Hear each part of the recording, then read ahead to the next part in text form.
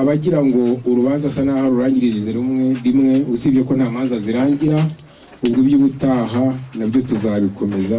Inshuti munyamuryango muvandimwe kenyeza umugeni nk'uko wabinyemereye ujye kunshingira tujye kwiragiza imbere y'Imana n'andi masaha tuze gukomezanya ubuzu tuzabugeza umwaka utaha.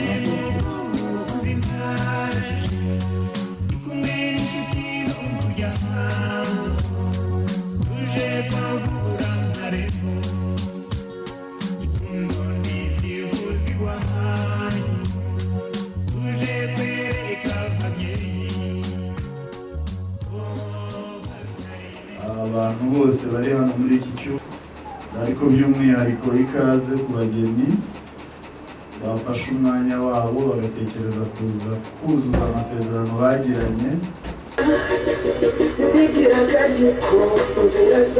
Agira ubwo asohoka akajya hanze.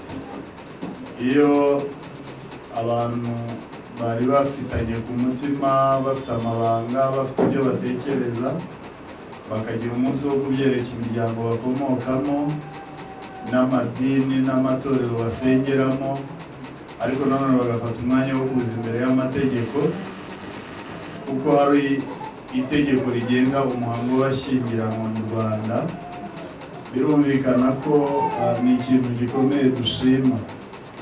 Ni nayo mpamvu muri gahunda turimo, gahunda yatangiye mu mwaka w'ibihumbi 2006, politiki ya leta yo kwegereza abaturage ubuyobozi n'ubushobozi n'imirimo y'irangamimerere irimo gushyingira abageni byamanuwe bikajya ku murenge, ubundi muzi ko byakorerwaga mu turere.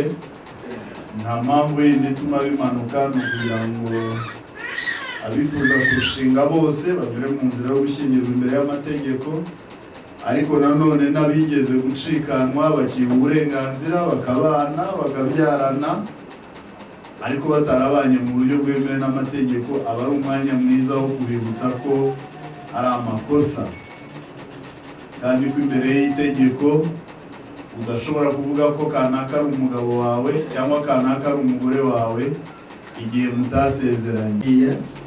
Yamira ntiramira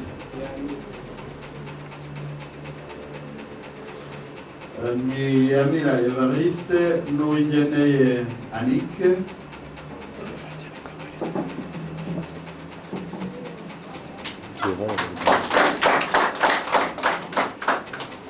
Mukama Emmanuel na Nyirasafari 2026